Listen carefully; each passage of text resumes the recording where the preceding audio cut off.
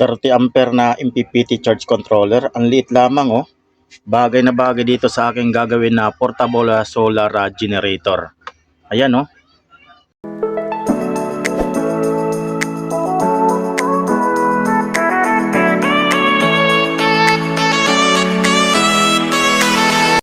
Welcome back mga master. Mayroon tayo ni-unbox na isang magandang charge controller, MPPT charge controller. Hindi ko alam kung totoo ito na MPPT or PWM lang. Pero MPPT po yung nakasulat sa kanyang spec. So 30 ampere po ito. Na-order ko po ito sa sa ibang bansa pa, kaya matagal siyang dumating. So bubuksan na natin. So bago ang lahat mga master, shoutout po muna kay Rolin Alquisa Ariola.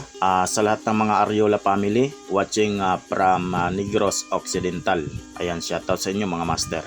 So ito na po. So sa halagang 343 pesos lang po yung bili ko dito. Ayan, Giant Absan controller ang kanyang pangalan. Ayan, may manual siyang kasama.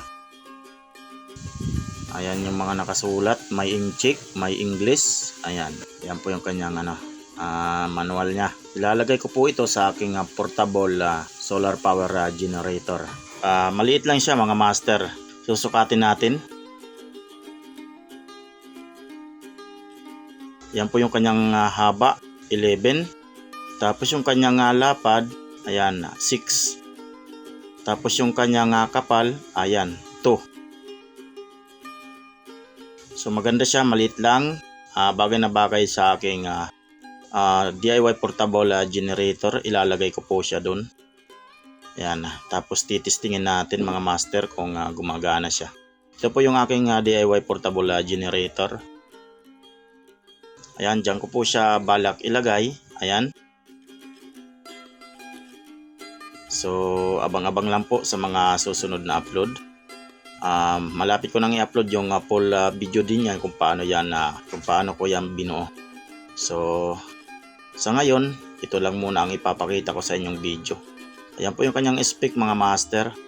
30 ampere, 12 volts, 24 volts pwede siya. Tapos yung kanyang max PV voltage hanggang 50 volts. So yung kanyang max PV input power 12 volts, 360 watts na solar panel. Sa 24 volts 720 watts ang kanyang solar panel na pwedeng ilagay. Ayan, at nasa ilalim po yung kanyang mga saksakan. Ayan, may dalawang USB charger at saka type C para sa cellphone pag mag-charge kayo. Ayan.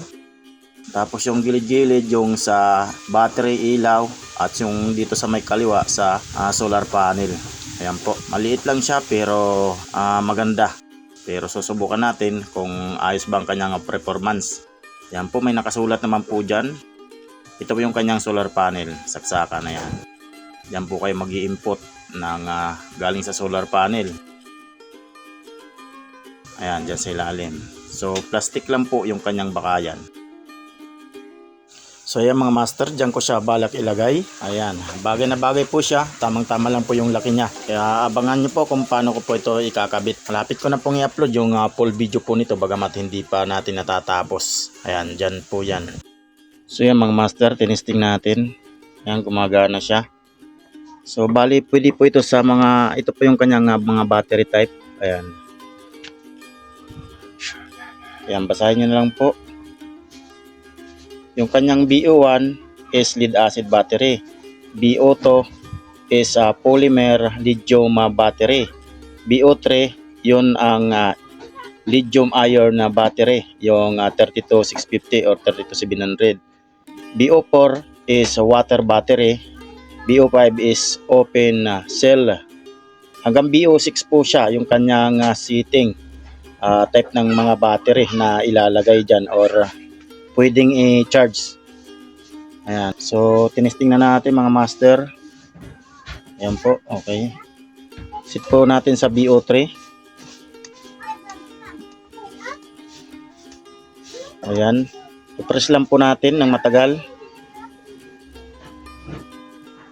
Ayan po. Tapos ilagay natin sa BO3. Press po ulit natin. Ayan. Okay na. Ang BO3 na.